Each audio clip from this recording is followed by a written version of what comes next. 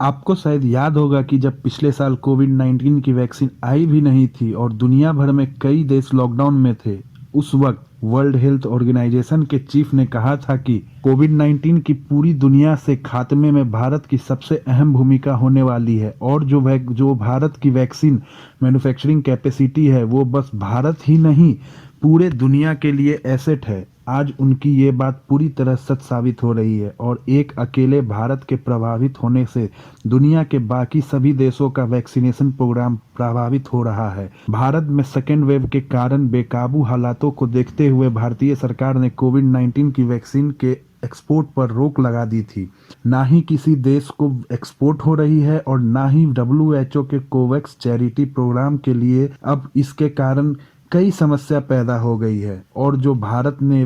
पहले वैक्सीन्स भेजी थी वो पूरी तरह बर्बाद होने के कगार पर आ गई है। दरअसल WHO का कोवैक्स चैरिटी प्रोग्राम, जिसके जरिए WHO दुनिया भर के गरीब देशों को फ्री में वैक्सीन बांट रहा, ये प्रोग्राम शुरू ही भारत के दम पर हुआ था, क्योंकि उन दिनों मार्केट में भारत के सेरम इंस्टीट्यूट के अलावा WHO के कोवैक्स चैरिटी प्रोग्राम के लिए दुनिया के बाकी सभी कोविड-19 के मैन्युफैक्चरर्स ने वैक्सीन सप्लाई करने से मना कर दिया था। आज WHO को अपने चैरिटी की शुरुआत सेरम इंस्टीट्यूट द्वारा मैन्युफैक्चर एस्ट्राजेनिका वैक्सीन से करनी पड़ी थी। पब्लिक डोमेन में मौजूद एक रिपोर्ट के मुताबिक WHO ने अप्रैल के महीने तक 24 मिलियन वैक्सीन अपने कोवैक्स चैरिटी प्रोग्राम के जरिए अकेले अफ्रीकन देशों को भेजी थी, जिनमें से लगभग सभी वैक्सीन WHO को भारत के सेरम इंस्टीट्यूट ने सप्लाई की थी, जो कि अब बर्बाद होने के कगार पर आ गया है। दरअसल एक इंटरनेशनल मीडिया हाउस के एक्सक्लूसिव रिपोर्ट सामने निकल कर आ रही है कि इंडिया के वैक्सीन एक्सपोर्ट बैन होने से सबसे बुरी तरह से अफ्रीका प्रभावित हो रहा है, जहां के कई गरीब देश WHO के कोवैक्स चैरिटी प्रोग्राम के जरिए भारत के सेरम इंस्टीट्यूट द्वारा मैन्युफैक्चर्ड एस्ट्राजेनिका पर ही निर्भर थे। रिपोर्ट के मुताबिक African centre for disease control and prevention के डिप्टी डायरेक्टर का कहना है कि भारत के सेरम इंस्टीट्यूट द्वारा मैन्युफैक्चर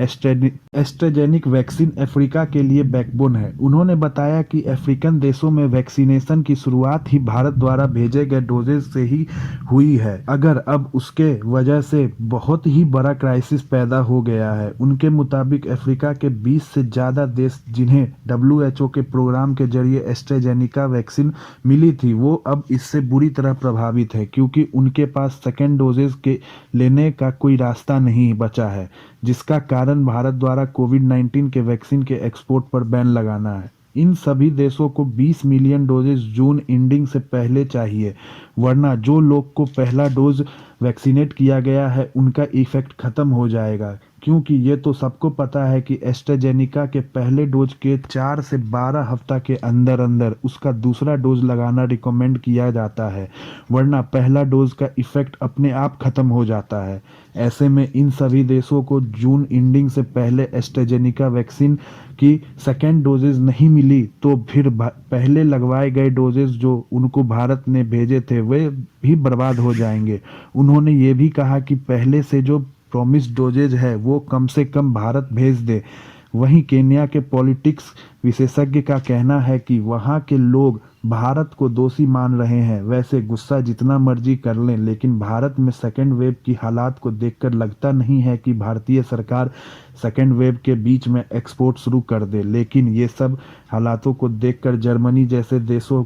को कम से कम शर्म आनी चाहिए, जो भारत और साउथ अफ्रीका के WTO में टिप्स वेवर हटाने के प्रस्ताव को ब्लॉक करके बैठे हैं।